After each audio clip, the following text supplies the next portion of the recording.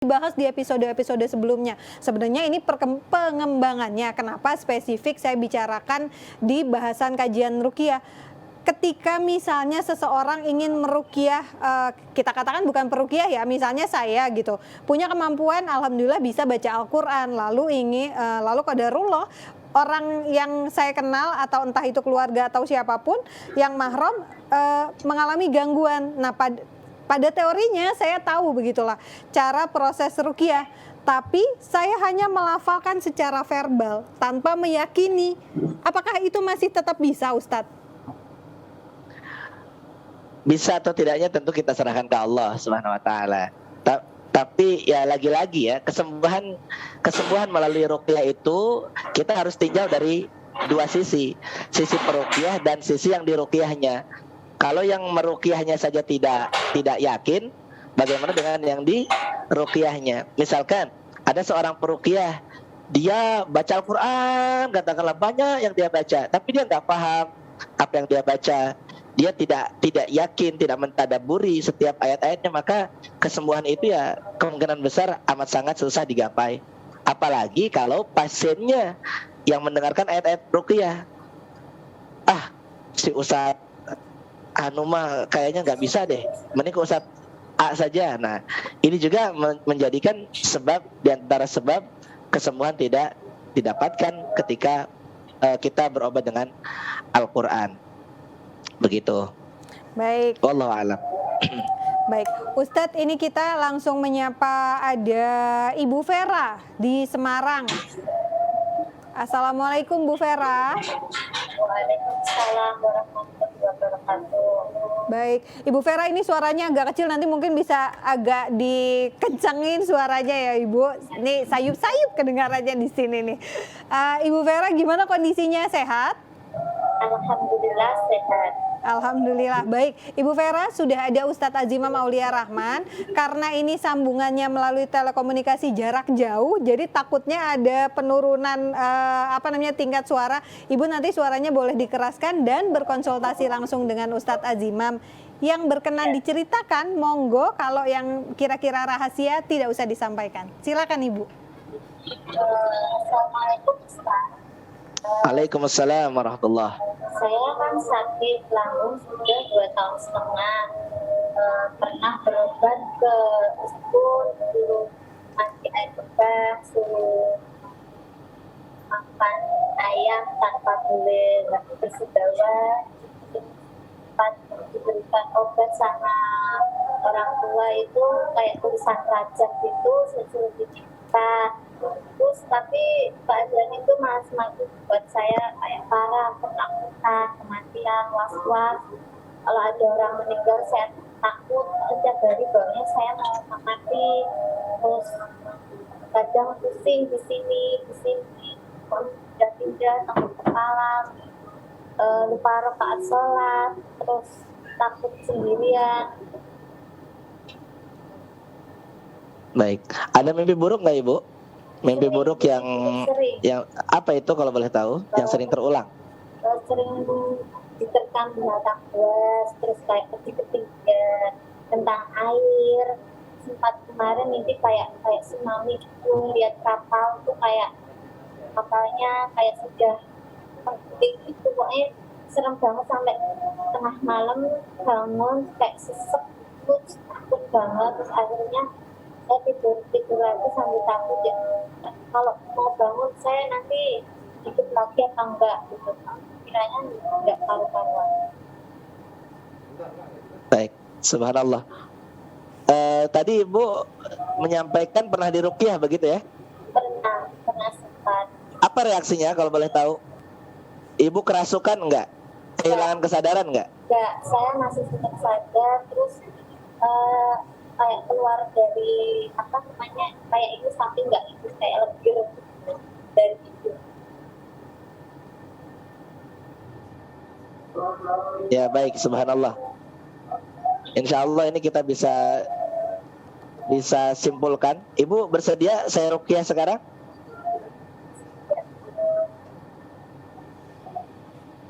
Halo? Ibu Vera? Iya.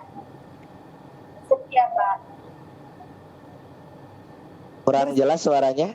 Bersedia untuk diruqyah? Ya. Oke. Baik. Bersedia Ustadz, silakan, mangga.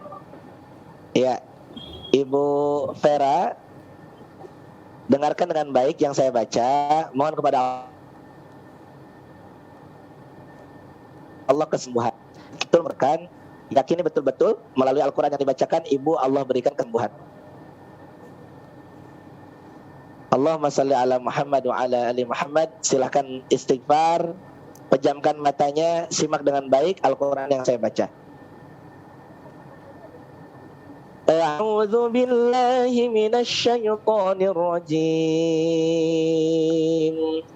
Bismillahirrahmanirrahim. Alhamdulillahi rabbil alamin. Ar-Rahmanir Rahim. Maliki yaumiddin.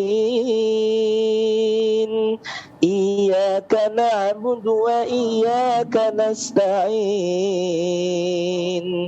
Ihdinas siratal mustaqim. Siratal ladzina an'amta 'alaihim ghairil maghdubi 'alaihim waladdallin. Bismillahirrahmanirrahim. Lau anzalna hadzal Qur'ana 'ala jabalin lara'aitahu khashi'an mutasaddian min khasyatillah. Wa tilkal amthalu nadribuha lin-nasi la'allahum yatafakkarun. Huwallahu alladzi la ilaha illa hu alimul ghaibi wasyahada huwar rahmanur rahim.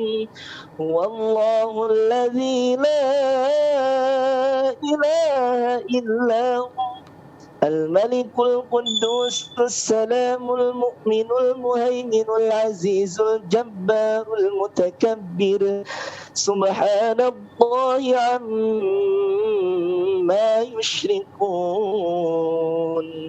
هو الله الخالق البارئ المصور له الأسماء الحسنى يسبح له ما في السماوات والأرض وهو العزيز الحكيم. بسم الله الرحمن الرحيم. أفحسبتم أنما خلقناكم عبثا وأنكم إلينا لا ترجعون. فتعالى الله الملك الحق لا إله إلا هو رب العرش الكريم. ومن يدع مع الله إلها آخر لا برهان له به فإنما حسابه عند ربه إنه لا يفلح الكافرون. فقل رب اغفر وارحم وأنت خير الراحمين. بسم الله الرحمن الرحيم. وأوحينا إلى موسى أن ألق عصاك فإذا هي تلقف ما يأفكون. فوقع الحق وبطل ما كانوا يعملون. فغلبوا هنالك وانقلبوا صاغرين. وألقي السحرة ساجدين قالوا برب العالمين رب موسى وهارون Allahumma salli ala Muhammad wa ala ali Muhammad. Bagaimana Ibu Vera? Apa yang dirasakan? berdebar kayak itu nggak enak gitu. Boleh dikecangin lagi suaranya? Apa kurang jelas suara saya ke sana? Kayak berdebar sama perut kayak nggak enak gitu. Berdebar-debar Bagaimana? ya. Berdebar gitu, terus perut kayak nggak enak gitu rasanya. Suaranya nggak terdengar ya. Baik Ustadz Zimam, berarti kita kalau Ibu Vera bisa mendengarkan suaranya Ustadz, nanti disimak aja ini mungkin bisa disampaikan. Ustadz Zimam, kesimpulannya Ibu Vera tadi ada rasa was-was, deg-degan, mual tapi nggak bisa keluar, dan ada beberapa jimat yang memang karena kendala audio jadi kita tidak bisa spesifikasi ya Ustadz ya, jimatnya itu bentuknya apa. Apa yang harus dilakukan oleh Ibu Vera? Kita PR pertama langsung jimatnya saja dulu nih Ustadz. Gimana harus diapain itu Ustadz? Pertama wajib ditaubati dulu dengan sholat taubat 2 rakaat. Karena di antara sebab tidak sembuh itu masih adanya kesyirikan yang diamalkan atau diyakini. Adanya jimat-jimat, adanya benda-benda tertentu yang diyakini memberikan kebaikan, apalagi tadi ya kalau dilangkahi bakalan berdampak buruk lain sebagainya, itu semua adalah kedustaan dan kekufuran juga kesyirikan. Jangan diyakini itu harus segera dihilangkan pikiran tersebut dan segera ditaubati dengan salat taubat 2 rakaat. Itu yang pertama. Yang kedua, dihancurkan segera, dibongkar, dibakar, nggak usah takut. Kita punya Allah, baca aja ayat kursi. Ya, baca ayat kursi, yakin betul-betul ya Allah, hamba yakin dengan pelindunganmu, hamba nggak butuh benda remeh ini ya Allah. Hamba gak butuh perlindungan dari bangsa jin. Saya hancurkan ya Allah, hamba mohon perlindungan kepadamu. Baca ayat kursi. Insya Allah Allah lindungi. Karena diantara sebab ketika diruqyah tidak muntah, bukan berarti harus muntah ya. Mual tapi susah untuk keluar, itu diantaranya masih ada jimat yang dipendam. Begitu ya. Itu yang kedua.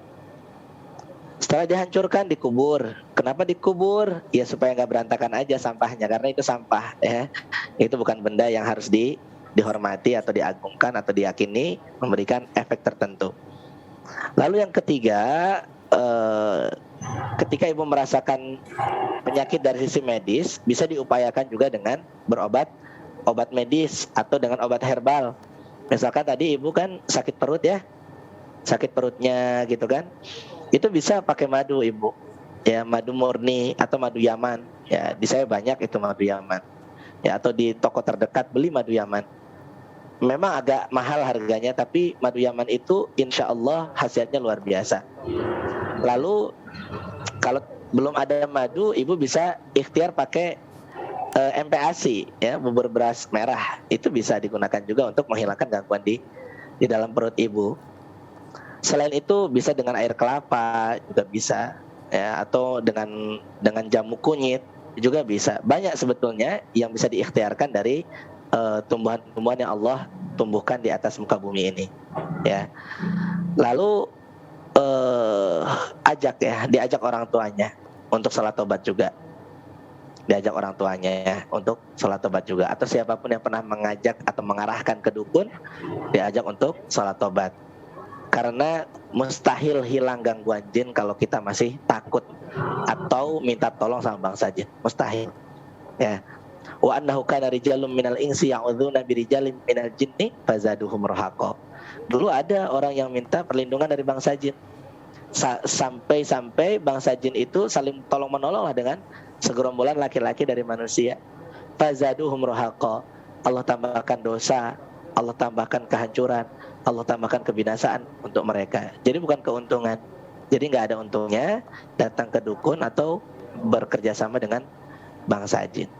Ya, kalau itu sudah diamalkan, insya Allah ruqyah yang diikhtiarkan akan memberikan dampak yang luar biasa dan insya Allah segera Allah sembuhkan. Wallahu a'lam.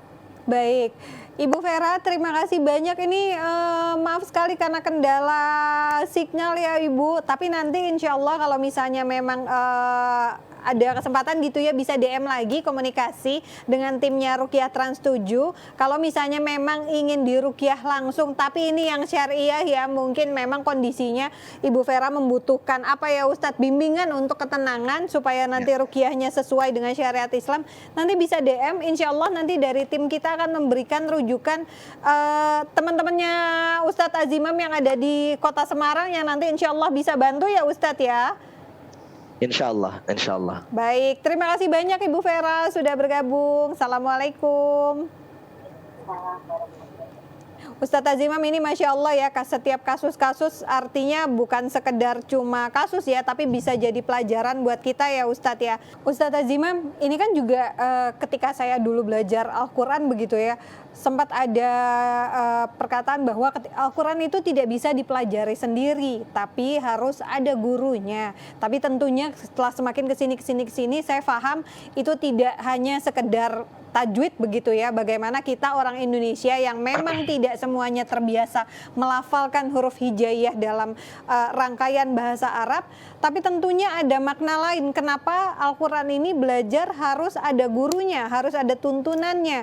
Tentu ini kaitannya erat dengan gimana kita murojaah Quran ketika ada arti harus kita implementasikan dengan kehidupan sehari-hari. Gimana sih Ustadz sebenarnya harus ada gurunya itu kalau menurut versi Ustadz Azimam seperti apa? Yang dimaksud dari harus ada gurunya di sini, harus ada partner dalam memahami Al-Quran. Kita nggak bisa sendirian memang. Karena Al-Quran itu kalamullah, kalam agungnya Allah atau firman agungnya Allah. Untuk memahami atau menyelami dalamnya Al-Quran, kita tidak bisa sendiri. Bahkan Nabi Muhammad SAW saja Allah utuskan malaikat Jibril alaihissalam ya, untuk membimbing beliau, menyemangati beliau, sehingga kita umat Nabi Muhammad SAW bisa menikmati firman-firman Allah yang disampaikan oleh Allah kepada Nabi Muhammad SAW.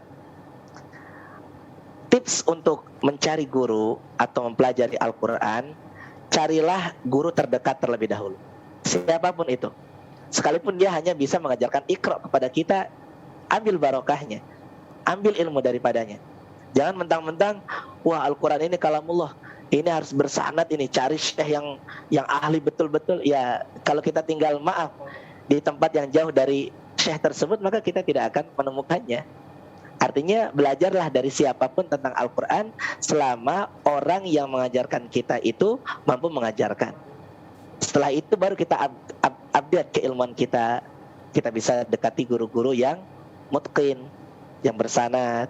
Ya, kita mulai mendengar kajian-kajian Quran lewat YouTube misalkan. Cari informasi di mana beliau berada. Maka insya Allah nanti lambat laun Allah akan bimbing kita. Oh begini loh cara belajar Al-Quran. Jadi kita nggak bisa juga belajar dari satu guru. Carilah guru sebanyak mungkin agar kita mendapatkan ilmu yang banyak pula. Begitu. Wallahu a'lam. Baik, Ustadz lanjut ini. Kalau konsep mentadaburi Al-Quran prakteknya seperti apa Ustadz? Mentadaburi Al-Quran praktek dalam kehidupan sehari-hari begitu Ustadz? Apa? Dalam kehidupan Gimana? sehari-hari konsep mentadaburi Al-Quran prakteknya seperti apa menurut Ustadz? Iya, yang pertama kita harus pahami dulu ya. Kita harus pahami dulu apa sih makna tersirat yang ada di dalam setiap ayat Al-Quran. Setelah itu baru kita implementasikan kepada kehidupan kita. Contoh nih, ketika kita lagi sakit hati, ya, lagi sakit hati dengan omongan orang lah, tersinggung kita dengan cacian orang, jangan marah dulu. Kembalikan kepada Al-Quran, lihat di dalam Al-Quran ada nggak sih ayat tentang menghadapi orang yang suka menyakiti diri kita melalui lisannya. Ternyata ada di dalam Al-Quran. Misalkan di dalam surah Al-Furqan ayat 63, wa ibadur rahmanil ladzina yamshuna 'alal ardi hauna wa idza khatabahumul jahiluna qalu salam. Itu bisa dibaca sampai ayat 69. Ya, di situ Allah ajarkan betul-betul bagaimana kita supaya dapat kasih sayang Allah. Di antaranya kita tidak sombong, lalu yang kedua kita tidak sakit hati dengan orang yang menyakiti diri kita. Bahkan kita mendoakan orang tersebut keselamatan. Bayangkan bagaimana Allah mendidik kita melalui Al-Quran. Ya kan? Ada yang bully kita, nyakitin kita, kata Allah apa? Qalu salama. Kalau kamu mau dapat kasih sayangku, qalu salama, maafkan dia, doakan dia keselamatan. Masya Allah.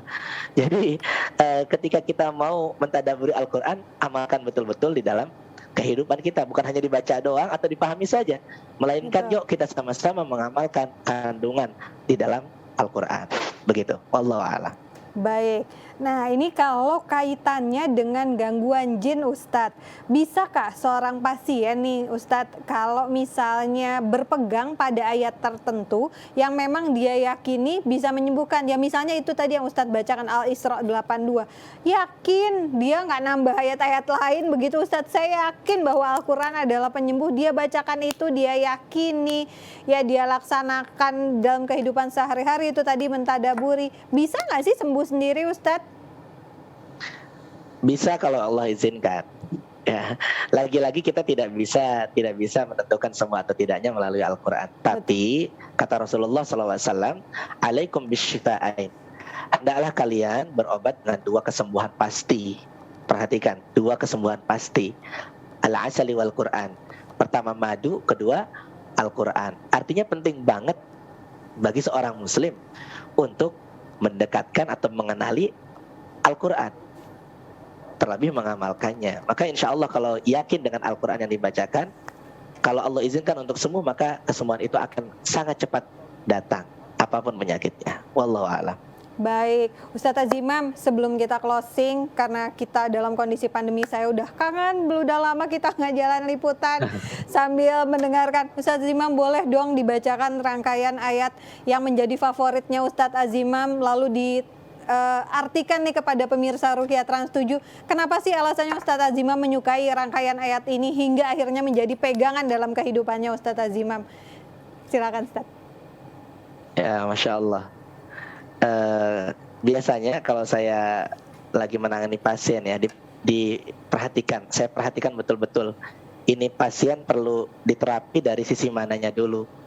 Nggak ujuk-ujuk langsung disikat bangsa jinnya begitu ya. Kita nggak bisa menyakiti bangsa jin kecuali ada izin Allah di situ. Artinya saya perhatikan betul. Misalkan ada orang yang ahli maksiat, tapi dia pengen diruqyah, Pak Ustadz, ruqyah saya dong biar saya nggak suka zina. Pak Ustadz, ruqyah saya dong biar saya nggak suka ngerokok. Pak Ustadz, ruqyah saya dong biar rajin sholat begitu kan. Sebetulnya kan orang-orang seperti ini mau kita ruqyah sampai berbusa pun kemungkinan besar berubahnya susah kalau dia tidak mau berubah. Namun tidak kita pungkiri bahwasanya di dalam Al-Quran segala solusi ada. Nah, biasanya saya bacakan ayat-ayat yang di dalamnya ada tadabbur. Misalnya, Rabbana ma khalaqta hadza batila subhanaka faqina adzaban nar. Rabbana innaka ma tudkhilin nar faqad akhzaytah wa ma lidh-dhalimin min ansar.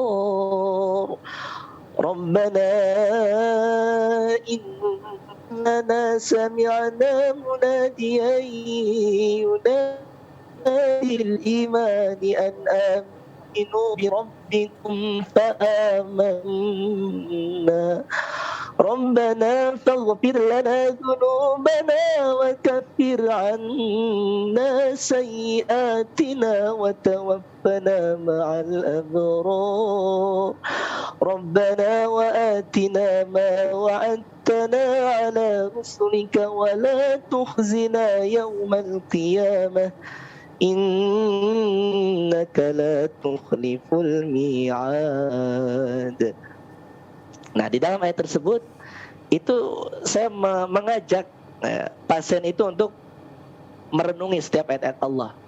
Tapi terkadang saya malah menyibukkan diri saya dulu sebelum membantu pasien kita atau membacakan Al-Quran kepada pasien kita. Artinya mendakwahi diri sendiri sebelum mendakwahi orang lain. Rabbana, ya Allah, Rabb kami, ma khalaqta hadza batila subhanak. Engkau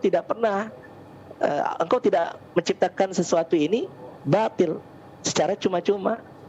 atau nggak bohong gitu kan. Subhanak, maha suci Engkau ya Allah. Waqina adzabannar. Jauhkan untuk kami ya Allah azab neraka-Mu. Nah, dari situ kita kan mohon ampunan nih untuk diri kita dan untuk pasien kita.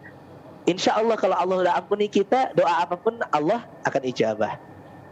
Rabbana innaka ma tudkhilin nar. Ya Allah, sungguh hanya Engkau lah yang memasukkan kita ke dalam neraka. Ya. Faqad akhzaita wa ma lidh-dhalimina min ansar. Dan tidaklah ada yang menolong orang zalim ya Allah. Artinya kalau kita ini zalim ya Allah, ampuni kami ya Allah. Kami berserah diri kepadamu ya Allah. Kami mohon betul-betul ampunanmu ya Allah. Wah, Masya Allah. Kalau kita lanjutkan ayatnya, wah lebih dahsyat lagi. Sehingga ketika saya membaca ayat-ayat berikutnya, itu insya Allah Allah mudahkan proses terapinya. Bukan karena sayanya ya, melainkan karena ampunan Allah yang ada di dalam setiap lantunan ayat suci Al-Quran yang kita yakini dan kita imani. Maka penting ya, tadabbur Al-Quran itu kita harus sama-sama mempelajari setiap makna tersirat di dalam Al-Quran. Misalkan ada orang yang pendarahan, kita baca ayat-ayat tentang banjir bandang yang ada pada zaman Nabi Nuh alaihissalam. Ya. Wakila ya ardu bla'i ma'aki. Wahai tanah, sedotlah gitu ya, atau hilangkanlah surat Hud ya. Air yang menggenang gitu kan. Iya. Wa ya sama wa akli, wahai langit yang hujan, berhentilah mengalirkan hujan atau menghujani bumi ini gitu kan. Jadi ketika kita paham betul-betul dengan ayat Al-Quran yang kita bacakan, maka insya Allah kesembuhan yang kita idam-idamkan akan segera Allah berikan. Wallahu a'lam. Masya Allah, luar biasa Ustadz, terima kasih banyak, syukran, jazakallah Ustadz. Semoga Allah lindungi kita semua ya Ustadz ya, berikan kesehatan untuk Ustadz dan keluarga saya, tim di sini. Untuk Allah kasih kesempatan kita semua masih dalam lindungannya dan juga berkahnya. Setidaknya dari event kecil ini Ustadz, Allah bisa catatkan ini menjadi tambahan sedikit yang ketika sudah mau nyemplung ke neraka, mudah-mudahan ini menjadi syariat kita untuk ditarik lagi Ustadz menuju ke jannahnya Allah.